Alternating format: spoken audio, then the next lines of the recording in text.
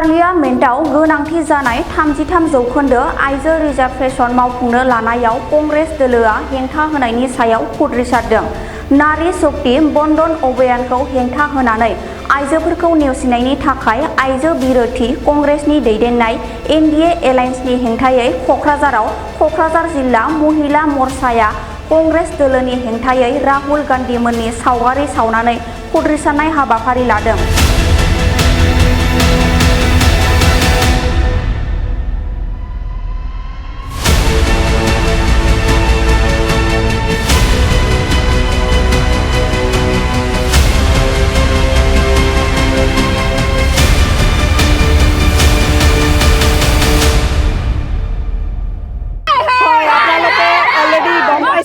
আমাৰ যি 16-17 তাৰিখে ওমেন ৰিজাৰ্ভেশ্যন বিলখন যিখন উত্থাপন হৈছিলে কাৰ্যকৰী হ'বৰ বাবে যিটো সমৰ্থন লাগিছিলে 2/3, সেই সমৰ্থনটো কংগ্ৰেছ দল আৰু তেওঁলোকৰ ইণ্ডিয়া এলায়েন্সৰ সহযোগী দল DMK, তৃণমূল কংগ্ৰেছ, সমাজবাদী পাৰ্টি তেওঁলোকে এইটো সমৰ্থন নকৰাৰ ফলত বিলখন পাছ নহ'লে। আপোনালোকে জানে 2023 চনত যি এই বিলখন আহিছিলে মহিলা আৰক্ষণৰ যিখন বিল আহিছিলে সেইখনৰ লগত দুটি কথা সংলগ্ন আছিলে। আপোনালোকে জানে যে এই বিলখন তেতিয়া কাৰ্যকৰী হ'ব যেতিয়া সেন্সাছ হ'ব, সেন্সাছৰ পিছত ডিলিমিটেশ্যন হ'ব।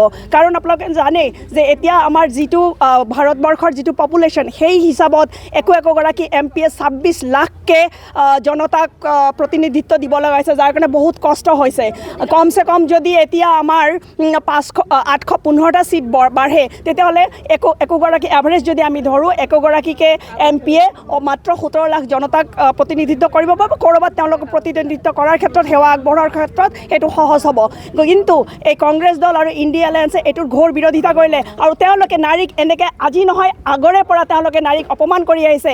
আজি ৰাজনৈতিক ক্ষেত্ৰখনত যদি মহিলা আগুৱাই নাযায়, বিকশিত ভাৰত যিখন হ'বলৈ গৈ আছে, ভাৰতৰ বিকাশৰ ক্ষেত্ৰত যদি মহিলাই আগভাগ নলয় ৰাজনৈতিকভাৱে, তেতিয়াহ'লে ইমান খৰতকীয়াকৈ বিকাশ নহ'ব বা আগুৱাই যাব নোৱাৰিব। গতিকে আপোনালোকে জানে যে এটা পৰিয়াল হওক, এখন সমাজ হওক, এখন দেশ হওক, সকলোতে মহিলাৰ অংশীদাৰিত্ব জৰুৰী। সেই গতিকে এতিয়া আমাৰ এইটোৱে খুব গোটেই অসম জুৰি আজি আমাৰ যিমান মহিলা আমি আছোঁ এই মহিলাখিনিয়ে এটা আক্ৰোশ জাহিৰ কৰিবৰ কাৰণে, আক্ৰোশ প্ৰকাশ কৰিবৰ কাৰণে এই কংগ্ৰেছ বা ইণ্ডিয়া এলায়েন্সৰ বিৰুদ্ধে আমি আজি একত্ৰিত হৈছোঁ আৰু এইটো আমি আজি ইয়াত প্ৰতিবাদ জনাইছোঁ। অলপ আগতে আমাৰ প্ৰেছ মিটো হৈ গ'ল, তাত আমাৰ প্ৰেছ মিটৰ যোগেদি আমাৰ মনৰ ক্ষোভ দুখ এইবোৰ সকলো অলৰেডি আমি ব্যক্ত কৰিছোঁ। গতিকে এই কংগ্ৰেছ আৰু যেতিয়াই আপোনালোকে জানে যে নাৰীক যেতিয়াই অপমান কৰা হয় তেতিয়াই কোনোবাই মানুহেই হওক, কোনোবাই দলেই হওক, কোনোবা সংগঠনেই হওক, তেওঁ নিপাত যাবই। গতিকে নাৰীক কেতিয়াও অপমান আমি সহ্য নকৰিম। সেই কাৰণে আজি আমি এই প্ৰতিবাদত সকলোৱে চামিল হৈছোঁ।